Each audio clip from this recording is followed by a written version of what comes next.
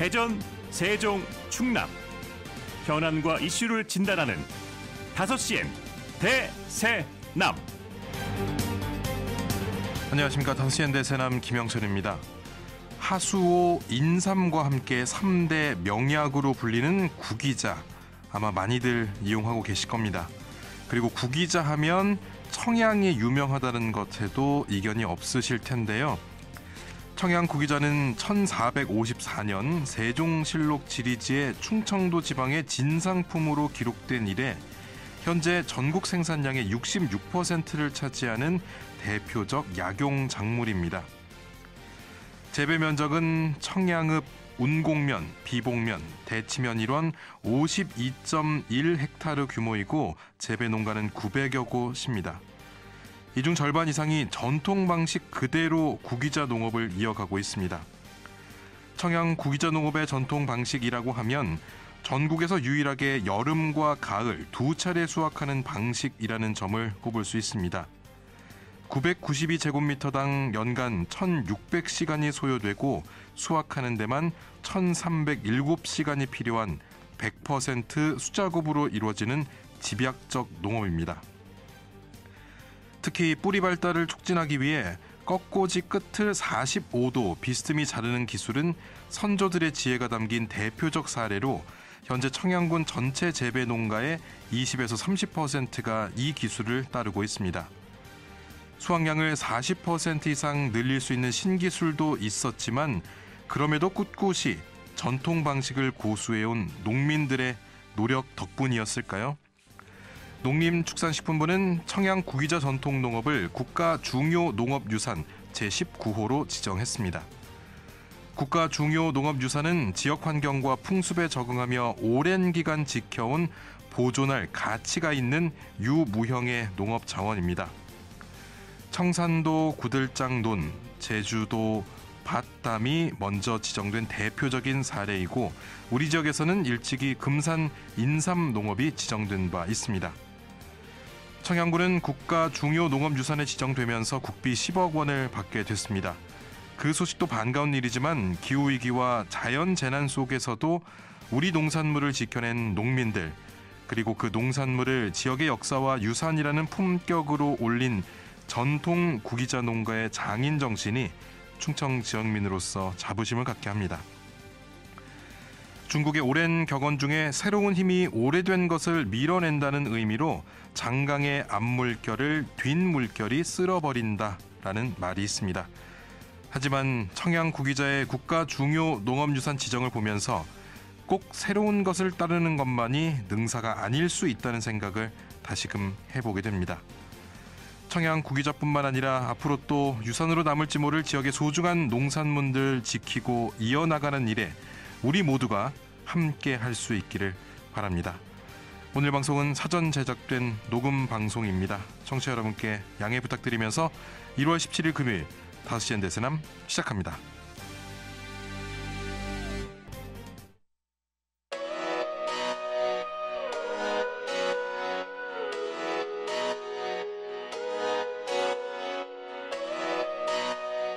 다섯 시엔 대세남은 여러분의 참여와 제보로 이루어집니다. 단문 50원, 장문 100원의 유료 문자 샵 2309번, KBS 대세남 유튜브 채널과 페이스북, 카카오톡 채널 5시엔 대세남으로 참여와 제보하실 수 있습니다. 선정되신 분께는 모바일 상품권 보내드립니다. 여러분의 뜨거운 관심과 제보 기다리겠습니다. 네, 금요일 오늘은 키워드로 보는 뉴스 브리핑부터 만나봅니다. 아힘TV 정진호 PD 나와 있습니다. 정 PD 어서 오십시오. 네, 안녕하십니까. 정진호입니다. 네, 오늘의 첫 번째 키워드 어떤 겁니까? 네, 첫 번째 키워드는 한결같은 모습이 주는 씁쓸함입니다. 한결같으면 보통 긍정적인 뜻인데요. 씁쓸하군요. 어떤 내용입니까? 네, 설동우 대전시 교육감이 대전시 교육청에서 그제 2025년 대전교육 주요 정책 설명 기자회견했습니다. 이 자리에서 설 교육감은 최근 대전에서 있었던 교사의 초등학교 성폭행 사건과 관련해서 사과를 했고요. 그러면서 교사 성비위에 관해서는 무관용 원칙에 따라 엄하게 처리하겠다 이런 입장을 밝혔습니다. 또 AI 디지털 교구를 활용한 일명 디지털 튜터를 좀 확대 보급하고 하고요. 예. 또 자신의 대표 공약 사업이기도 했던 대전 서남부 특수학교를 옛 유성중학교 부지로 확정했다 이렇게 밝혔습니다. 예, 여러 현안과 수건 사업에 대한 계획을 발표했군요. 네, 맞습니다. 이 최근 대전에서는 여러 건의 그 교사 성비위가 발생했었죠. 예. 지난해 6월에는 한 고등학교에서 이 40대 교사가 제자와 그 부적절한 관계를 맺다가 직위해제됐던 일도 있었고요. 예. 또 같은 학교 50대 교사가 제자를 강제추행한 혐의로 경찰 조사를 받기도 했었습니다. 그리고 비슷한 시기에 대전의 한 중학교에서도 교사가 제자와 부적절한 교제를 이어오다가 적발되기도 했는데요. 예. 거기다가 이제 지난해 12월에는 한 초등학교 교사가 이 제자를 성폭행한 혐의로 구속 기소된 일도 있었습니다. 그래서 이제 설교육감은 교사의 성비위 사안이 발생하면은 무관용 원칙을 적용하고 이 사안이 중대하면은 즉시 직위 해제한 다음에 이 강력한 중징계 처분을 내리겠다. 그리고 학생, 교사들을 대상으로 한 성인지 교육과 함께 찾아가는 성폭력 예방 교육을 강화하겠다 이렇게 밝히기도 했습니다. 예, 어찌 보면 당연한 말들인 것 같은데 지난해에도 사건이 발생했을 때 비슷한 이야기를 하지 않았습니까? 네, 맞습니다. 지난해 6월에도 이제 비슷한 사건이 발생했을 때 이 설교육감이 무관용 원칙, 중징계 처분 이런 걸 언급했었는데요. 예.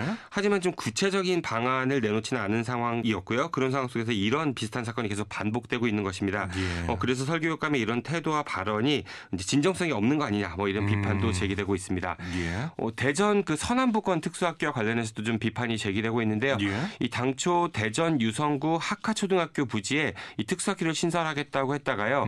이게 이제 대전시의 국가산단 개발 계획과 충돌하면서 이 부지 선정의 진통을 겪은 끝에 이제 옛 대전 그 유성중학교죠. 옛 유성중학교 부지에 학교를 신설하겠다 이렇게 한 건데 현재 이 부지는 이 도안지구 아파트 개발과 관련해서 이 편법 의혹 등 여러 문제가 제기됐던 그 원신흥초등학교의 복용분교로 임시 사용되고 있죠. 예. 이 복용분교가 이 모듈러 임시교실로 설치가 되어 있는데요.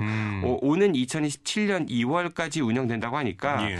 이후에 이제 이 모듈러 임시교실을 철거하고 또 새로 학교를 지어야 되는데요. 이 공사기간 고려하면은 이 당초 계획보다도 늦어진 빨라야 오는 2029년 3월에나 개교할 수 있을 것 같습니다. 예, 지금도 과밀학급으로 특수교육을 받는 학생과 학부모가 큰 고통을 겪고 있는데 지금이 2025년이니까 앞으로 4년은 더 기다려야 한다 이런 말이네요. 네, 맞습니다. 이게 설동우 교육감의 대표 공약이었는데 이 교육감 임기가 끝나고서도 한참 뒤에나 개교할 수 있다. 뭐 이런 이야기인 것 같습니다. 예. 그리고 이제 AI 디지털 도구 관련해서도요. 그동안 11개 학교에서 운영됐던 이 디지털 튜터를 올해부터는 33개 학교로 확대하겠다 이렇게 발표한 건데요. 하지만 최근 논란이 불거졌죠. 그 AI 교과서 도입 관련해서요. 예. 이 충남이라든지 세종 같은 이제 다른 지역 교육청들은 이 전면 도입하겠다 아니면은 학교 자율에 맡기겠다 이렇게 결정한 데 반해서 예. 이 설동우 교육감은 국회와 정부의 논의 과정을 지켜본 다음에 결정하겠다 이렇게 좀 유보적인 태도를 보였습니다. 예. 그러니까 일선 학교가요 지금 갈피를 잡지 못하고 있는 그런 상황이라고 합니다. 예, 참 여러 가지 계획을 발표하긴 했지만 구체적인 내용이 좀 부족해 보이고요. 모호한 구석도 많아 보인다 이런 말이군요. 네, 맞습니다. 이 박근혜 전 대통령 탄핵 때부터 해서요. 뭐 스쿨미트라든지 그리고 코로나19 사태, 뭐 전교조 해직교사 처리 문제까지 이 설동우 교육감이 3선 임기를 수행하면서 지역 교육계에서는 정말 여러 사건 사고가 많았었는데요. 예. 그때마다 설동우 교육감은 이 자율성이 필요한 곳에는 규제를 했고요. 예. 그리고 기준이 필요한 곳에는 이 자율성을 강조하는 그런 엇박자를 내면서 좀 여러 질타를 받아왔습니다. 예. 올해 계획을 발표한 자리에서도 여전히 좀 그런 모습을 보여주는 것 같아서 씁쓸하다는 생각이 들었습니다. 예. 이어서 두 번째 키워드 알아보죠. 네, 두 번째 키워드는 개업을 마냥 축하할 수 없는 이유입니다. 예, 누가 개업을 했습니까? 네, 우리 지역의 중견 정치인인 국민의힘 대전시당 이상민 위원장에 대한 이야기입니다. 예. 이상민 위원장은 5선 국회의원 출신의 지역의 대표 중견 정치인이죠. 이 위원장은 고 노무현 전 대통령이 국회로부터 탄핵 소추를 당했던 이후 치러졌던 이 17대 총선에서 열린우리당의 공천을 받아서 처음에 국회에 입성을 했고요. 예. 이후에는 뭐 음주운전 전과 등으로 인해서 이 당시 이제 통합민주당 공천을 받지 못했고요. 그래서 이제 자유선진당으로 당적을 옮긴 다음에 공천 받아서 다시 국회의원이 됐습니다. 예. 이후 이제 민주통합당을 다시 당적을 옮겼고요. 그런 다음에 이 민주당 계열에서 내리 3선을 해서 총 5선 국회의원이 됐습니다. 예. 지난 총선 과정에서는 국민의힘으로 당적을 옮겼다가 낙선을 해서 현재 원외 인사로 국민의힘 대전시당 위원장을 맡고 있습니다. 예, 원외 인사이긴 하지만 5선 국회의원이라는 경력 때문에 이상민 위원장이 지역 정치권에서 갖는 정치적인 위상은 무시할 수가 없습니다. 네, 그렇습니다. 뭐 여러 방송 패널로도 출연하는 그 이상민 위원장의 발언이라든지 정치적 그 위상은요, 원외 인사치고는 상당히 좀 영향력이 높은 편이라고 볼 수 있는데요. 당장 이상민 위원장이 국민의힘으로 당적을 옮기니까 대전시 의회 조원희 의장과 이금선 의원을 비롯해서 그 여러 지방의 의원들도 이 위원장을 따라서 당적을 국민의힘으로 옮기기도 했었죠. 그렇습니다. 네, 최근만 봐도요, 이상민 위원장은 윤석열 대통령의 비상계엄 그리고 탄핵소추, 체포와 관련해서 여러 이야기를 쏟아내고 있고요. 이 위원장이 이끌고 있는 국민의힘 대전시당도 여러 논평을 내고 있습니다. 예, 얼마 전에는 국민의힘 대전시당이 윤석열 대통령 측에서 제출한 헌법재판소 정계선 재판관 기피 신청 기각을 강하게 비판하는 그런 성명도 발표하기도 했습니다. 네, 맞습니다. 그것뿐만 아니라요. 이 내란을 선전선동하는 이 가짜뉴스 확산을 막겠다고 하는 민주당의 행보에 대해서 민주당 아버지 이재명의 카톡 계엄령을 규탄한다. 뭐 이런 성명이 발표되게 됐었고요. 또 비상계엄 당시에 이장우 대전시장의 그 긴급 간부회의 불참에 대한 비판, 그리고 이장우 시장이 대전 MBC의 질문을 받지 않겠다고 한 점에 대해서도 아주 강도 높은 그런 내용의 성명을 발표하기도 했습니다. 예, 이렇게 원외 인사임에도 정치 활동을 활발하게 이어가고 있다 이런 말인데, 그런데 왜 키워드가 개업을 마냥 축하할 수 없는 이유입니까? 네, 그제 이제 이상민 위원장으로부터 받았던 문자 메시지 때문에 이 키워드를 좀 그렇게 정해봤거든요. 이 메시지 서두에 그 웹 발신 이렇게 이제 적힌 걸로 봐서는 인터넷 통해서 이제 단체로 뿌린 그런 문자 메시지였던 것 같습니다. 내용을 보면요, 안녕하세요, 이상민입니다. 국회의원 5선 임기를 마치고 변호사로서 법률 사무를 다시 시작하게 되었습니다. 라면서요. 원래 직업인 그 변호사 업무를 시작하겠다 이런 걸 좀 알리고 있고요. 그동안 많은 분의 성원 덕분에 영광스럽고 보람 있는 의정 활동을 보내서 감사드리며 이 평생 보답하겠다면서 이제 앞으로 변호사로서 그 경험과 인적 네트워크를 활용해서 이 고품질의 법률 서비스를 제공하는 든든한 이웃이 되겠다 이런 내용이 담겨 있습니다. 예, 하지만 현직 국회의원이 아니고 국회의원직을 수행하고 있지 않기 때문에 변호사 업무를 시작하겠다. 이걸 다시 알리는 것 같은데 이게 무슨 문제가 될까요? 네, 개인 사업자가 개인 사업을 홍보하는 일, 이걸 두고 좀 뭐라고 할 수는 없죠. 근데 이제 현재 시국과 또 이와 관련한 그 이상민 위원장의 그 정치 활동을 보면서 이게 과연 좀 책임 있는 중견 정치인이 보일 모습일까 이런 생각을 좀 해보게 됐습니다. 실제로 이 위원장은 변호사 업무 개시를 알리면서요, 그 양력의 국회 법사위원장 그리고 사법개혁 특별위원장 등 이 주로 이제 민주당 계열 정당 소속 국회의원 시절에 그 활동을 내세우고 있고요. 또 이제 진보 성향의 시민사회 단체인 경실련이나 이 소비자 문제를 연구하는 시민의 모임 YMCA, YWCA 등에도 참여했다 이렇게 좀 알리고 있습니다. 아, 그러니까 내세우고 싶은 과거의 이력과 현재 정치인으로서 활동하고 있는 모습, 이 두 사이에 상당한 괴리가 있어 보인다 이런 지적이군요. 네, 맞습니다. 이 5선 국회의원 출신의 이 지역의 대표 중견 정치인이요, 현직 대통령의 탄핵과 체포라는 초유의 상황 속에서 이런 모습을 보여가지고 좀 씁쓸하다는 생각이 들었습니다. 예, 오늘 소식 여기까지 듣겠습니다. 키워드로 보는 뉴스 브리핑 아힘TV 정진호 PD였습니다. 고맙습니다. 고맙습니다.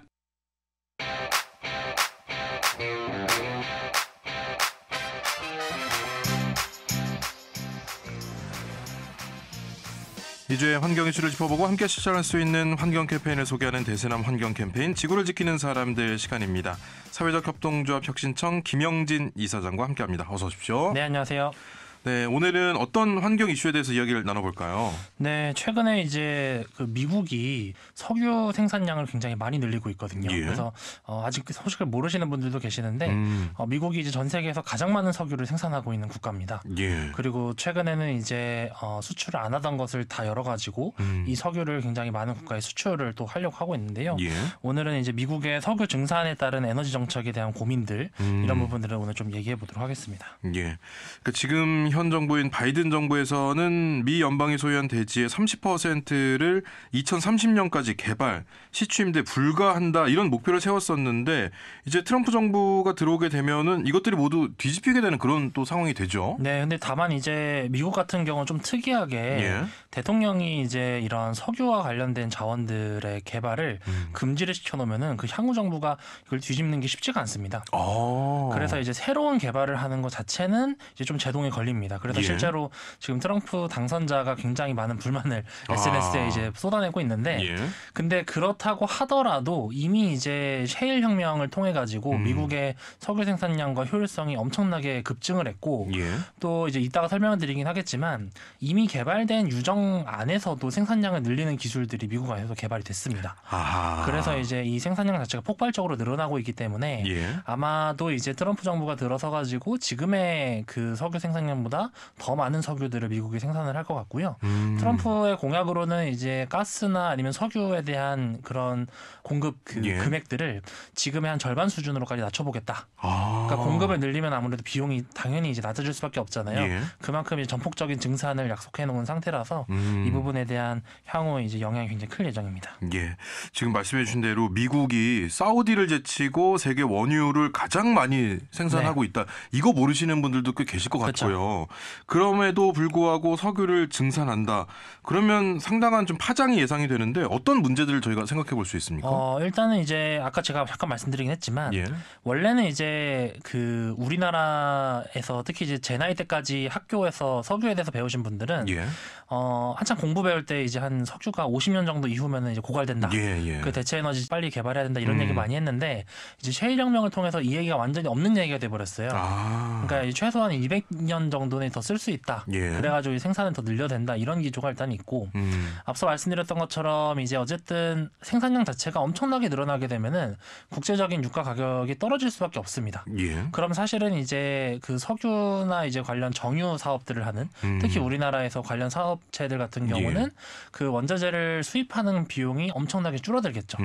그래서 실제로 많은 수익을 볼 수 있을 것이기 때문에 해당 분야에 대한 활성화도 높아지게 되는데 그럼 또 반대로 석유 산업이 활성화가 되면 당연히 이제 기후 위기와 관련해 가지고는 부정적인 이슈가 커질 수밖에 없죠. 그렇죠. 근데 이게 제가 앞서 석유화 기업들이 이제 활성화될 거다라고도 말을 했지만 예. 이것도 자세히 들여다봐야 되는 게 사실은 이제 그 미국도 그렇고 사우디아라비아도 그렇고 전 세계적으로 이제 석유를 증산해 나가는 이슈가 계속 생기게 되면은 우리가 이렇게 많은 석유들을 뽑아내고 있는데 예. 이 석유를 굳이 한국과 같은 나라에서 정유해가지고 다시 수입하는 게 아니라 우리가 정유 시설을 직접 개발해가지고 아. 우리나라가 생산한 원유를 우리가 예. 직접 개발해서 직접 쓰면은 더 효과적이지 않겠냐? 라는 시도를 사실 지금도 하고 있거든요. 예. 그래서 이제 미국이랑 중동 지역 같은 경우는 이미 이제 이 정유 산업이나 기술 개발들의 그 시행착오를 겪으면서 예. 굉장히 빠르게 발전하고 있는 상황이라 우리나라의 이제 그 석유화학 기업들 같은 경우도 사실은 원자재 값이 떨어진다라고 해서 마냥 좋아하기보다는 예. 생각보다 긴장도가 굉장히 높아지면서 위기의식을 느끼고 있는 상황이긴 합니다.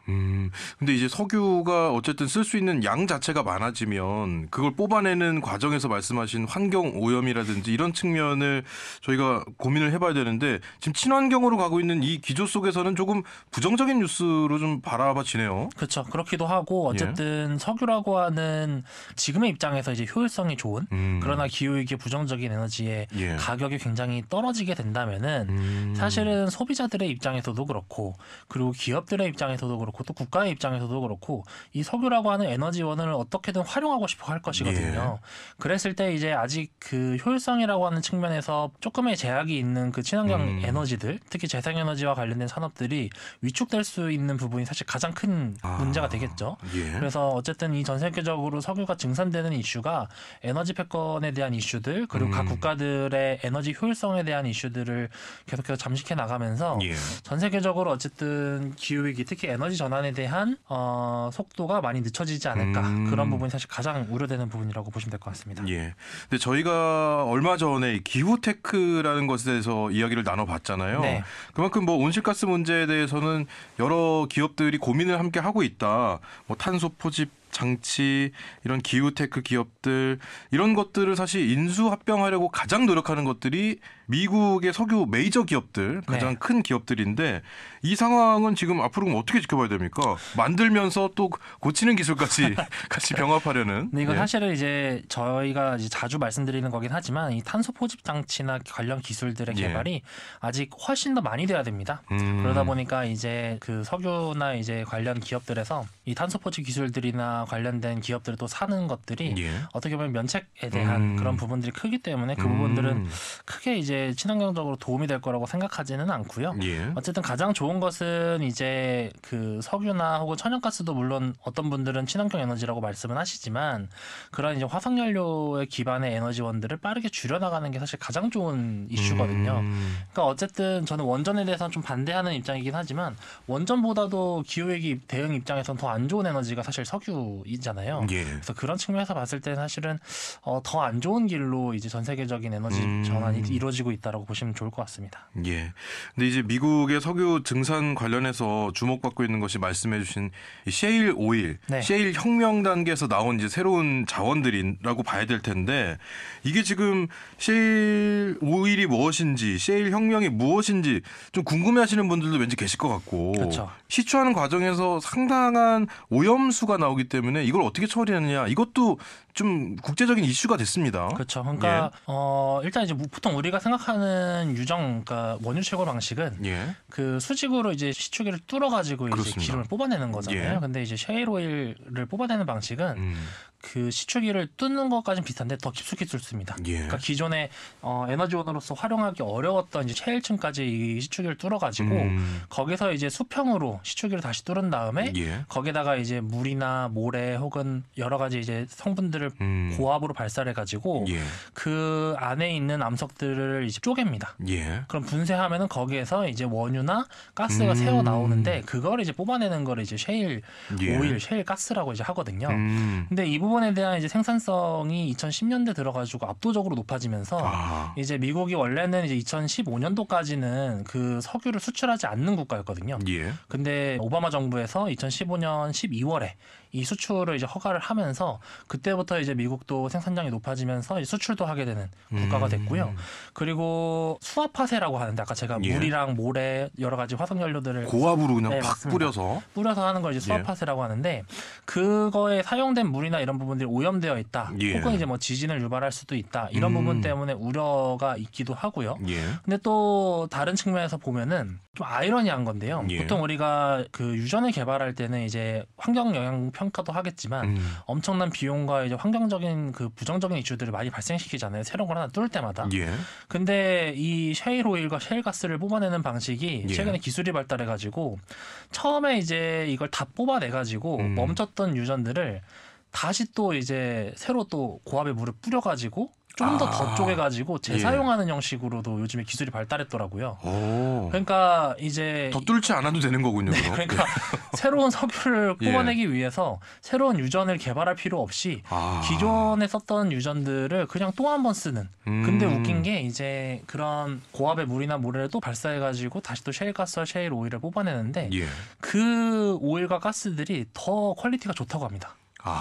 재사용을 한 상황들이요. 예. 그러다 보니까 이제 미국 같은 경우는 이제 유전을 새롭게 개발하지 않더라도 그냥 계속해서 재활용하면서 이제 뽑아낼 수 있다 보니까 예. 석유를 사용하고자 하는 예. 그런 분들 같은 경우는 이거만큼 친환경 에너지가 어딨냐 이런 얘기를 좀 하시는 측면들도 사실 있다고 보시면 될 것 같습니다. 예. 그러니까 오일을 뽑아내기 위해서 새로운 것을 뚫지 않는 것이 또 한편으로는 환경을 지키는 일이다 이런 주장을 하는 거군요. 네, 아이러니한데 예. 근데 또 생산성 측면에서는 또 효율성이 있어 보이는 것 같긴 하거든요, 실제로. 그래서 그 기술이 개발이 되면서 예. 진짜 이제 미국의 생산성이 엄청나게 올라갔습니다. 그래서 사실은 지금 이제 오펙 러시아까지 요즘 포함돼가지고 오펙 플러스라고 이제 예. 많이 얘기를 하는데 오펙 플러스가 전체 모인 그런 양보다 예. 미국이 단독적으로 생산해내는 양이 더 이제 추월을 해나가는 상황이다 보니까 이제 이 관련 기술 개발과 이 석유 증산에 대한 이슈가 예. 진짜 그냥 가볍게 볼만한 이슈는 아닌 게 분명한 것 같습니다.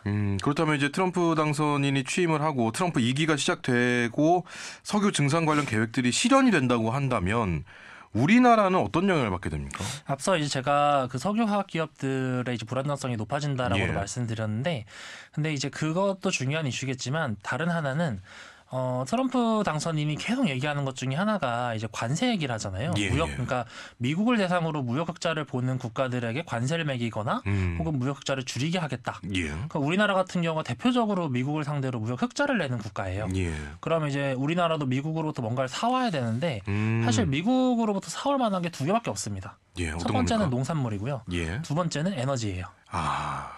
근데 농산물을 이미 많이 사오고 있다 예. 보니까 수용할 수 있는 범위가 제한적이잖아요. 그러다 보니까 자연스럽게 지난 트럼프 1기 때도 이제 석유를 많이 사왔었어요. 그 이제 2기가 들어설 때도 당연히 이제 이 미국산 석유들을 많이 예. 수입할 수밖에 없게 됩니다. 그래서 그런 상황들 속에서 이제 이 우리나라 같은 경우는 어쨌든 미국산 석유들을 많이 끌어와야 되는 예. 과정이고, 그러면 이제 다른 나라에서 수입해오던 석유들의 양을 줄이면 되지 않냐라고 얘기하는데 예. 석유를 수입하는 계약들은 대체로 장기 계약이 되어 있습니다. 그러다 보니까 이제 당분간은 이제 또 석유가 또 많아지겠네요. 네, 석유의 공급이 많아질 수밖에 없습니다. 예. 그러면 사실은 이제 자동차 운전하시는 분들의 입장에서는 기름값이 싸지겠네요. 많이 싸질 수도 있습니다. 생각보다. 그래서 굉장히 아이러니한 상황들이 예. 발생하는데, 앞서 말씀드렸던 것처럼 그 석유를 싼 값에 많이 들여오고 공급하게 하는 것이 소비자들의 물가 부담을 줄이는 데는 도움은 되겠지만 예.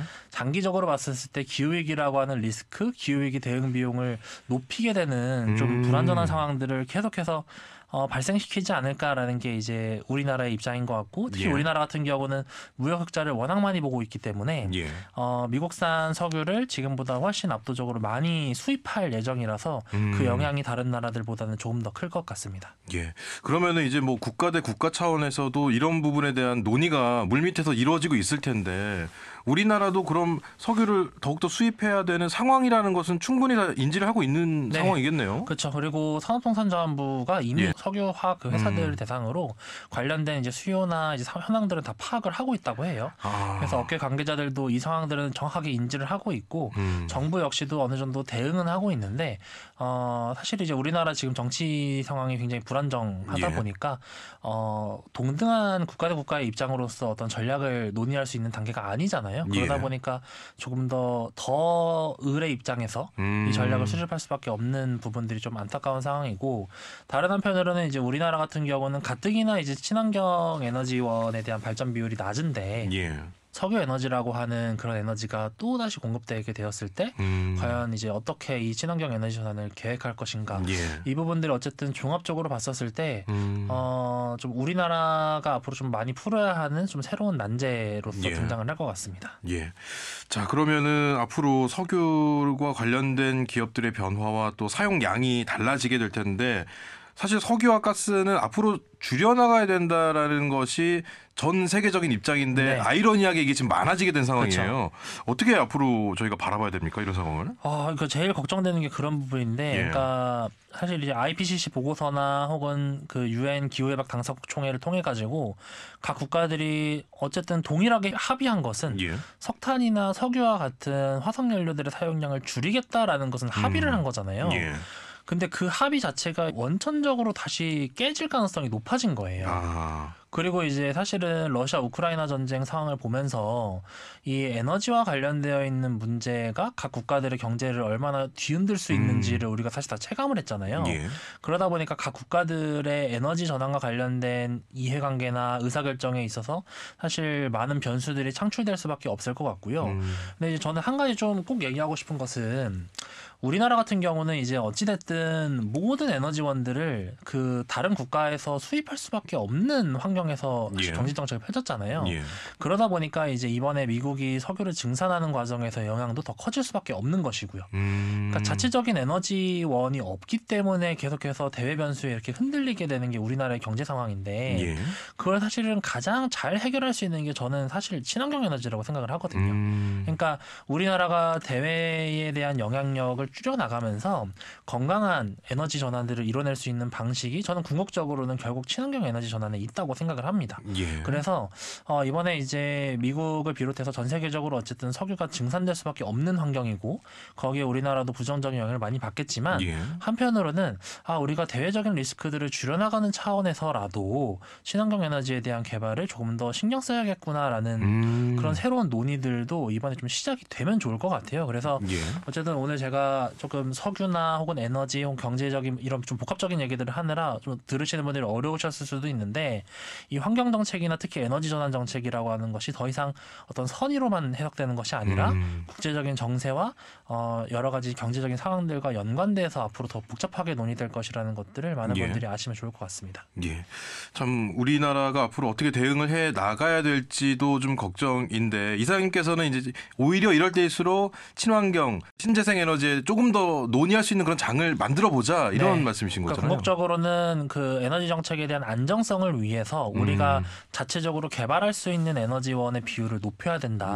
근데 그렇게 했었을 때 순수하게 우리가 자체적으로 개발할 수 있는 에너지원은 사실 친환경 에너지밖에 없는 거죠. 그러니까 사실은 이제 누군가는 이제 원전을 얘기하기도 하지만 원전도 결국에는 이제 여러 가지 자원들을 또 수입해와야 되는 거예요. 그러다 보니까 그 우리나라가 자체적으로 개발할 수 있는 에너지원들을 좀 경제적인 관점에서도 새롭게 해석해보자라는 얘기입니다. 자, 환경 실천 캠페인 하나 소개해 주시면서 오늘 마무리하죠. 네, 그 환경단체인 녹색연합에서 시행하는 캠페인인데요. 가족이나 연인 혹은 모임과 같이 좀 다양한 가족 형태가 모여가지고 함께 후원을 하는 캠페인입니다. 그러니까 우리 가족이 이제 지구를 아끼는 가족이다. 혹은 지구를 좀 배려하는 가족이다라는 것을 인증할 수 있는 그런 명패를 이제 문 앞에 다는 캠페인이에요. 근데 이 명패를 이제 구입을 하려면은 소정의 이제 구입 비용, 그러니까 사실상 후원 비용을 후원금이 좀 들어가는군요. 네, 그 명패를 받을 수가 있거든요. 그래서 관심 있으신 분들은 지구를 지키는 집이라는 단어로 그 포털 사이트에서 검색을 해보셔가지고 참여해 보시면 좋을 것 같습니다. 네, 오늘 대세남 환경 캠페인 지구를 지키는 사람들 석유 증산에 따른 에너지 전환 과제에 대해서 살펴봤습니다. 사회적 협동조합 혁신청 김영진 이사장과 함께했습니다. 고맙습니다. 감사합니다.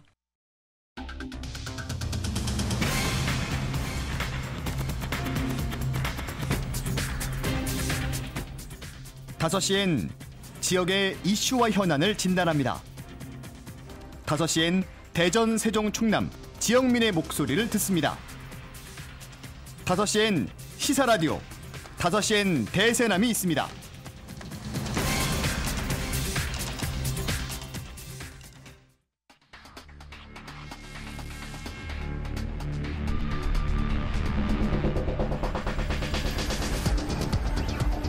젊은 정치인들과 함께 지역의 현안을 살펴보는 정치 토크 시간, 대세남 정치 토크 민심 중심. 오늘 방송은 사전 제작된 녹음 방송입니다. 방송 시점에는 관련 내용이나 상황이 달라질 수 있다는 점 청취자 여러분께 양해 부탁드립니다. 오늘도 대전시의회 국민의힘 소속 이중호 의원, 대전시의회 더불어민주당 소속 김민숙 의원 두 분과 함께합니다. 두 분 어서 오십시오. 안녕하세요. 예, 지난 15일이었습니다. 공수처가 비상계엄 사태 43일 만에 윤석열 대통령을 체포했고요. 이로써 관련 수사가 구분응선을 넘었다 이런 이야기가 전해지고 있지만 이 부분에 대한 좀 판단들이 각자 다릅니다. 두 부분은 관련해서 어떻게 보고 계시는지 두 분께서 좀 의견을 좀 말씀해 주신다면요. 먼저 김민숙 의원님. 네, 먼저 체포영장을 집행하는 경찰과 또 막으려는 경호처 간의 물리적 충돌이 크게 일어나지 않은 점에 대해서 너무 다행이라고 생각하고 있고요. 윤석열 대통령은 불법적 계엄 선언뿐만 아니라 오물풍선, 원점 타격 지시 등 자칫하면 전쟁에 이를 수도 있는 위험한 결정을 독단적으로 내리기도 했습니다. 국회에서 탄핵되어 직무정지 상태이긴 하지만 국민들은 어떤 기상천외한 일이 벌어질지 모른다라는 그런 불안한 마음으로 하루하루를 살고 있거든요. 국민들의 안전한 삶을 위해서라도 윤석열 대통령의 체포는 당연히 이루어졌어야 했고 또 구속과 기소까지 신속하게 진행되어야 한다고 생각합니다. 체포는 단순히 대면 조사를 강제로 진행한다는 것 이외에는 큰 의미가 없다고 생각을 하고 있고요. 구분응선이 아니라 또 이제 수사의 첫 발을 내딛었고 보는 것이 맞다고 보여지고 법원이 구속영장을 발부해야 비로소 구분응선을 또 넘는 것이 아닐까라는 생각을 합니다. 헌정사상 첫 현직 대통령의 체포라는 말이 많은데요. 헌정사상 처음으로 야당을 고발하기 위해 계엄 선포를 한 대통령 아니겠습니까? 처음이라는 것에 너무 큰 의미를 두지 않았으면 좋겠고 또 국가의 최고 권력자도 법 앞에서는 평등하다는 것을 보여줬다는 점에서 큰 의미가 있다고 생각합니다. 탄핵으로 직무정지 상태이기는 하지만 현직 대통령에 대해서 이렇게 꼭 체포영장을 받아서 체포를 이제 집행을 했어야만 했는지 사실 좀 의문이 있습니다. 헌재에서 내란죄를 직접 심사하는 것은 아니지만 헌재도 밝혔고 민주당에서도 주장을 마찬가지로 했듯이 내란죄 관련된 사실관계에 대해서 헌법 위반이 있는 사실은 헌법재판소에서 탄핵 심사할 때 보겠다라고 했었거든요. 그러니까 어차피 관련해서 탄핵에 대한 부분은 진행을 할 거고 그 부분에 있어서 내란에 대한 건 심사를 할 텐데 뭐 절차 위반도 사실 좀 의심이 됩니다. 내란죄라는 형법적인 문제에 대해 가지고 영장을 굳이 집행을 받아가지고 별개로 지금 수사를 집행을 하겠다는 거거든요. 통상적으로 한 60일 뭐 늦어도 90일이면 헌법재판소에 탄핵에 대한 결정이 나오는 상황에서 꼭 이 시점에 공수처가 집행을 했어야만 했는가의 의문이 있고 사실 이렇게 된 배경에는 공수처라는 탄생하지 않았어야 하는 괴물 같은 기관, 그러니까 존재 의미가 없고 실제 탄생하고 나니까 아무런 실적도 거두지 못했던 그런 기관이 있다 보니 너무 이제 좋은 기회를 잡았다 해가지고 뭐라도 실적을 쌓고 결과물을 보여주려고 하는 경쟁 때문에 이런 좀 참담한 일이 발생하지 않았나 그런 생각입니다. 예, 이렇게 윤석열 대통령 체포 이후에 중앙당 여야에서도 서로 다른 평가를 내놨습니다. 국민의힘에서는 불법 영장 집행에 대해 끝까지 책임을 묻겠다 이렇게 강조를 좀 했고요. 더불어민주당은 헌정 질서와 민주주의 회복 또 법치 실현을 위한 첫걸음이다라고 평가를 했습니다. 이 부분에 대해서는 이제 각 당에서 내놓은 입장에 대해서는 국민의힘의 입장에 이중호 의원님은 동의를 하시는 거죠? 명백하게 공수처는 내란죄에 대해 가지고 수사나 기소나 무언가를 진행할 권한이 없습니다. 지금 공수처가 가져오는 논리는 직권남용에 대해서 이제 연결해 가지고 내란죄까지 가겠다는 건데 그런 식으로 하면은 직권남용이라는 죄 하나를 가지고서 세상에 엮지 못할 죄가 없거든요. 그냥 공무원에 관련된 거의 모든 죄들은 다 직권남용으로 뻗어 나가가지고 다 할 수 있다는 거니까요. 근본적으로 내란죄는 경찰에서 해야 되는 거고 대통령실에서 좀 늦긴 했지만 경찰에서 수사하면은 그 절차대로 올바르게 가면은 수사에 진행에 협조하겠다라는 이걸 밝혔었거든요. 그럼에도 불구하고 공수처에서 무리하게 집행을 했기 때문에 이 부분은 비판받을 여지가 다분하다고 생각을 합니다. 불법 영장이라는 말은 법원의 영장 발부라는 고유 권한에 대해서 불복하는 말 아니겠습니까? 애초에 체포영장을 발부하기 전에 공수처의 출석 요구에 응했어야 했고 또 국민들에게는 수사에 협조하겠다고 발표해 놓고서 세 차례나 출석을 거부함으로써 수사를 지연시키고 또 조사에 비협조적으로 좀 응했습니다. 체포 당일 공개한 영상에서도 공수처의 수사를 인정하는 것이 아니라고 말했는데 법원이 공수처의 체포영장을 발부해 준 것은 공수처의 수사를 인정하는 것 아니겠습니까? 대통령 마음대로 법을 해석하고 판단하면 안 됩니다. 우리는 법 앞에 모든 사람이 평등한 것을 요구하고 있고 또 이번 체포영장은 윤석열 대통령이 수사기관의 출석 요구에 지속적으로 불응했기 때문에 사실 법에 따라 발부된 것이기 때문에요. 당연히 응해야 하는 것입니다. 예. 자, 이제 앞으로 수사가 어떻게 진행될지 아마 또 이번 주말까지도 많은 분들이 관심을 갖고 쭉 지켜봐야 될 것 같고요. 저희도 좀 더 지켜보면서 추후에 이야기를 더 나눠보도록 하겠습니다. 자, 이제 지역 소식으로 좀 넘어와 보면요. 우리 지역 요즘 이 소식으로 굉장히 시끄럽습니다. 이장우 대전시장이 지난 6일 있었던 신년 기자회에서 특정 언론사 기자의 질문을 일방적으로 거부하면서 이른바 언론 입틀막 논란이 일고 있는데 두 분도 이 소식 접하셨고 뭐 언론에서 계속 나오고 있으니까요.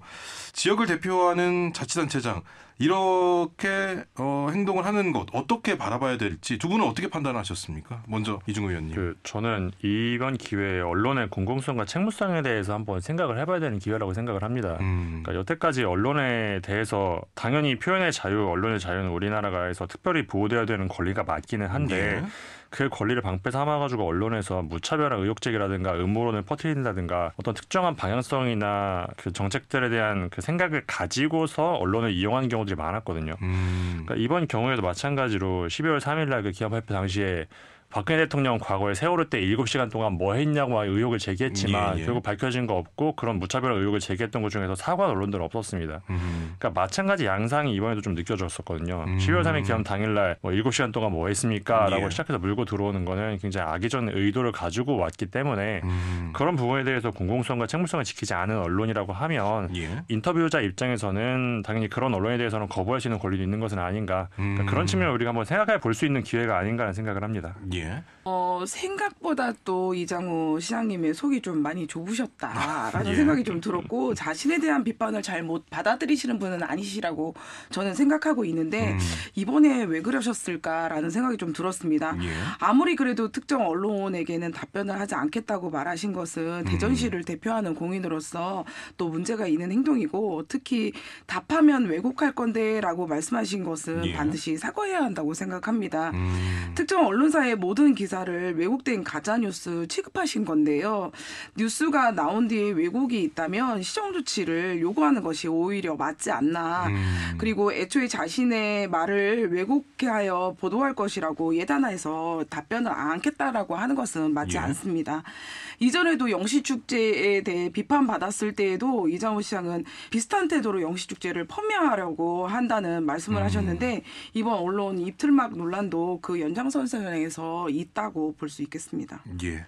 근데 이 모습이 얼마 전에 이제 권성동 원내대표께서 서울의 MBC 또 비슷한 그림이어가지고 또 많은 분들이 어디서 봤는데 이러면서 좀 더 관심을 더 갖고 계셨을 것 같기도 한데 지금 이 사건뿐만 아니라 내란 동조 논란으로 지역 시민사회단체 좀 사퇴 요구를 받고 있는 홍성예산 국민의힘 강승규 의원이 의정부고에서 또 내란 동조 여부에 대해서 이제 주민이 뭔가 이렇게 크게 좀 외쳐서 물어봤던 모양이죠. 그랬더니 경찰을 불러서 내보내라 이렇게 말을 해서 또 입틀막 논란이 일고 있습니다. 이런 논란 끊이지 않고 지금 계속 나오고 있는데 왜 이런 문제가 반복되는 걸까요? 자신을 반대하는 말과 행동을 하는 시민들을 어떻게 대할 것인가에 대한 것은 정치인들에게 참 어려운 숙제인 것 같습니다. 예. 사실 이번뿐만 아니라 여러 번 저희 민주당에서도 이런 비슷한 일들이 있었고요. 특히 행사 진행에 방해가 되는 질문을 계속하거나 행사 중에 또 큰 소리를 외치는 시민들이 있을 때는 참 난감할 수밖에 없는데요. 그럼에도 불구하고 자신을 지지하지 않는다 하더라도 국회의원은 또 그리고 정치인은 시민을 대표하는 대표성을 갖는 사람이기 때문에 할 수 있는 한 예의 있게 시민을 대해야 한다고 생각합니다. 저도 일정 부분 동의하는 부분이 있는 게 사실 정치인이라면 시민들을 대표해서 공공의 자리에 나가는 거기 때문에 자신의 반대되는 주장이나 의견에 대해서 자신의 생각을 밝힐 어떻게 보면 의무가 좀 있긴 하거든요. 사실 그런 부분에서 뭐 1차원적으로 답변을 하지 않는다는 그 행위 자체는 항상 비판의 여지가 되고 이제 아쉬움의 대상이 될 수밖에 없겠죠. 다만 이제 뭐 옹호하려고 하는 것은 아니지만 가끔 이제 그럴 때 있지 않습니까? 예전에 대한민국의 주적이 누구냐라고 물었을 때 그거에 대해서 이제 답변을 못 한다든가 하는 그런 경우도 있었거든요. 그러니까 개인적으로 굉장히 곤란한 질문에 대해 답변하지 않는다고 하면 그런 부분들도 결국에는 유권자가 포함해가지고 판단하는 것이기 때문에 답변하지 않는 부분까지도 일종의 자유라고 볼 수는 있겠지만 아마 그 부분은 굉장히 부정적인 평가로 이제 시민들의 심판을 받게 될 수밖에 없으니까요. 사실 이번 경우에도 마찬가지로 조금 부정적인 여론을 본인이 감수하셔야 되는 그런 경우가 아닐까 생각합니다. 자, 지금 이제 두 분을 이제 저희가 모셔놓고 항상 국민의힘 대표, 민주당 대표를 이제 말씀 나누고 계시는데 두 분이 소통하는 모습을 보면 분명히 생각도 다르시고 가치관도 다르시지만 합리적인 이야기들이 오간다. 이런 생각이 들기 때문에 아마 저희 청취자 여러분들도 잘 들어주시고 저도 두 분의 이야기를 경청하게 되는 그런 상황인 것 같은데 이제 바깥에서 정치활동 하시는 분들 이 점에 대해서 조금 더 한 번 더 생각해 주시면 어떨까 이런 생각도 좀 들면서 이 근거를 가지고 유권자를 설득하고 혹시 설득이 안 되면 그것은 어쩔 수 없는 것이다라는 것은 뭐 좀 다들 유념해 두시고 하시면 이런 일이 벌어지지 않을 텐데 하는 좀 안타까움이 항상 맞습니다. 따라오게 됩니다. 자, 그리고 김민숙 의원님과 좀 연관이 있는 대전 영시축제 관련해서도 여쭤보려고 하는데 올해는 대전시 전역으로 이제 확대를 하겠다. 그동안은 이제 중앙로 일원에서 대전역 앞에서 좀 이뤄졌던 것을 확대하겠다. 근데 이것을 가지고 또 지역 정치권 공방을 좀 벌이고 있는 양상인데 김민숙 의원님께 좀 여쭤보겠습니다. 축제 확대에 대해서는 어떤 시각을 갖고 계십니까? 기본적으로 대전시가 전체적으로 참여할 수 있는 축제를 추진하는 것에 대해서는 굉장히 환영합니다. 다만 그 전에 원도심 경제 활성화를 목표로 하는 축제라고 했던 영시축제의 정체성에 대해서 좀 고민이 더 있어야 되지 않을까라는 생각이 많이 들었습니다. 시민들이 공감할 수 있는 축제가 될 수 있도록 조금 더 신중하고 각계의 의견을 받아들이는 공론화의 장을 좀 마련했으면 좋았겠다라는 그런 아쉬움이 있고요. 원도심이라는 좁은 공간에서 벌어지는 축제와 대전시 전역이라는 넓은 공간에서의 축제는 상당히 다르게 이루어질 것으로 예상이 됩니다.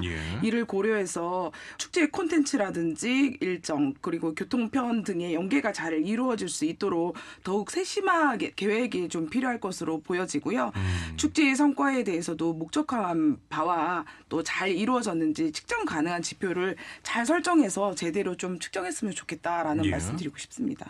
항상 우리가 모든 일을 할 때 양적인 확장성이 문제가 되고 그다음에 두 번째로 추구하는 건 질적인 깊이를 이렇게 양방향으로 추구를 하지 않습니까? 예. 그러니까 그런 부분에서 기존의 영시축제는 장소적인 부분, 그러니까 공간적인 부분은 집약적으로 가져가면서 집약된 공간을 통해 가지고 질적인 수준을 높이자 모든 걸 다 모아놓으니까요. 예. 그런 방향성이었다고 하면 올해는 이제 양적으로 대전 전역으로 좀 확대시키겠다고 하고 있거든요. 예. 그러니까 그런 부분에서 양적인 확장성, 좀 더 많은 다른 공간에 있는 시민들도 이 축제를 같이 즐길 수 있도록 하자는 취지는 이해를 하는데 반대로 그렇게 되면은 원래 추구했던 양적인 질적인 깊이 부분이 예. 이제 상대적으로 좀 떨어질 수 있는 위험성이 있거든요. 그래서 그런 부분에서 이제 양적인 확장은 결정이 됐으니 예. 질적인 깊이를 어떤 콘텐츠로 채워가면서 어떻게 기획을 할까 이 부분에 대한 고민은 우리가 좀 깊이 해봐야 될 것 같습니다. 예. 대전시에서 내세우는 그런 작년의 성과들 많은 분들이 오셨고 200만 명이 단행하고 4천억 원의 경제 효과가 있었다. 이것을 조금 더 확장시키려면 어떤 것을 준비하고 어떤 것을 개선해야 된다고 보시는지도 궁금합니다. 기존 2년 혹은 2년 반 동안의 영시축제는 그러니까 기본적으로 박람회식으로 모든 콘텐츠를 집약해놓은 콘텐츠였고 기본적인 구성은 시간순 구성이었습니다. 공간을 집약적으로 하되 미래 시간대, 그다음에 현재 시간대, 과거 시간대 이렇게 시간대로 산분해가지고 그 컨셉에 맞춰가지고 콘텐츠를 넣었었거든요. 근데 아무래도 공간적으로 확장이 된다고 하면 분명히 이제 그럼 그 공간, 예를 들면 뭐 유성 어딘가에서 한다고 치면은 유성의 어떤 특색을 담아야 될 고민들이 생겨날 것이고 기존처럼 시간여행이라는 컨셉을 그럼 그 공간에다가 똑같이 산분해서 적용할 수 있는가 아마 좀 어렵지 않을까 하는 생각이 좀 들거든요. 그리고 이제 실제로 행정사무감사 때 작년에 이제 질의응답을 했을 때도 시간순 구성에 대해 가지고 과연 그 구성을 유지를 해야만 하는가에 대해서는 그 대전시청도 좀 뭐 어느 정도 좀 고민을 하고 있는 부분이 있습니다. 사실 아직 구체적으로 어디에다가 전체적으로 영시축제는 어떤 컨셉이고 어떤 공간에는 또 어떤 기획을 가지고 넣을지는 결정이 안 된 걸로 알고 있거든요. 그러니까 그런 부분에서는 아직 좀 그 블랭크 공백인 여지가 많기 때문에 좀 기획안이 나오는 걸 보고서 평가를 좀 해봐야 될 것 같습니다. 비슷한 이야기인데 갑자기 이제 영시축제에 대한 어떤 목표라든지 목적이라든지 여태까지 해왔던 그런 방식에서는 분명히 벗어나야 되고 바뀔 거라고 저도 생각을 합니다. 우선 지역별로 관광객들이 방문하고 싶은 콘텐츠라든지 랜드마크 등 잘 설정되고 홍보가 되어야 할 것이고요. 무엇보다 대전 시민들이 축제에 대해서 또 긍정적으로 인식하고 함께 협력해서 축제를 즐기고 또 축제에 참여하기 위해 대전을 방문하는 관광객들을 환영하는 분위기가 만들어지도록 노력해야 된다고 생각을 합니다. 개인적으로는 제주 투어 패스라든지 디스커버 서울 패스와 같은 대전을 24시간이나 48시간 이용할 수 있는 그런 패키지 상품을 만들어서 축제 기간 대전 관광에 이용할 수 있도록 시범 운영을 하고 또 향후 상시적으로도 운영할 수 있는 형태로 또 기획해 보는 것도 좋을 것 같다라는 생각은 해봤습니다. 근데 올해도 지금 예정된 축제 기간이 8월 8일부터 16일까지 9일간이거든요. 이때도 또 여전히 작년에 문제가 됐었던 좀 더위에 대한 고민들도 좀 해봐야 될 것 같은데 일단 기간은 작년과 올해가 크게 다르지 않습니다. 네, 이 영시축제를 하는 기간, 그러니까 언제 하는가에 대한 문제는 저는 지속적으로 문제 제기를 해왔었거든요. 한 주 혹은 2주만 늦춰도 날씨가 좀 확 변하거든요. 그렇죠. 한 2주만 늦춰도 8월 말이나 9월 초만 해도 굉장히 좋은 날씨에서 할 수 있는데 저도 개인적으로는 그런 날짜에 대한 조정을 조금 했으면 좋겠다는 생각이 굉장히 강한데 일단 시청에서는 그렇게 결정을 했더라고요. 근데 저는 그 부분은 그래서 저는 아직까지 완벽하게 콘텐츠가 다 짜여지지 않았다면 지속적으로 한 2주 정도 늦춰서 8월 말에 할 것을 계속 요구할 생각입니다. 어쨌든 작년에는 특히 더위에 대한 민원이 굉장히 많았던 것으로 알고 있기 때문에 이 부분도 조금 생각을 해봐야 될 것 같고 어떤 콘텐츠들이 그 안에 들어갈지에 대해서는 저희가 좀 더 보면서 이것도 나중에 이야기를 나눠보도록 하겠습니다. 자, 이제 마지막으로 대전시의회 이슈 하나 좀 짚어볼 텐데요. 지난해 6월 송할섭 대전시의회 의원 성추행 논란 불거진 지 벌써 반년이 넘었고 9월에 검찰로 이 사건이 넘어갔는데 아직도 조사가 되지 않으면서 늑장 수사다 이런 비판이 일고 있습니다. 검찰의 결론이 왜 이렇게 늘어지고 있는 겁니까? 이거는 사실 조금 현실적인 문제가 있는데 그 솔직하게 검수완박 이후로 경찰의 수사 관련된 사건이 엄청 몰리면서 경찰 단계에서 무언가를 오래 기다려야 되고 그다음에 또 검찰 단계에 넘어가가지고 뭔가를 기소 단계까지 또 하고 그러니까 전체적으로 어떤 사건이든 막론하고 기간이 엄청나게 오래 걸립니다. 요즘에. 그게 검수완박이 뭐 이루어진 지 벌써 몇 년이 됐고 뭐 검수 원복 이런 얘기도 있었지만 실제 현장에서는 사건이 진행되는데 아직까지도 굉장히 오랜 시간이 걸리는 걸 체감을 하고 있거든요. 그러니까 그렇게 생각을 한다면 지금 이호 의원님의 사건에 대해서도 아직까지는 요 의원님 사건에 대해서만 너무 과도하게 기간이 늘어지고 있다라고 할 정도는 아닙니다. 아직은. 다른 사건들도 지금 굉장히 많이 늘어지고 있다. 있거든요. 이런 말씀이군요. 네. 그러면 이제 윤리특위에서 이제 그때 이제 위원장이셨고요, 우리 이중호 의원님께서도 의정 활동에 대해서는 이제 더 이상 뭐 제재할 수 있는 그런 방향이 앞으로는 없는 거죠. 일단 현 상황에서는 어떤 사유가 있어야지만 징계 절차를 밟을 수가 있는 건데 절차상으로 보면 이 의원님의 징계 사유에 대해서는 지난번에 윤리위에서는 제명으로 또 본회의에서는 부결이 됐습니다. 부결로 이제 결론이 나왔거든요.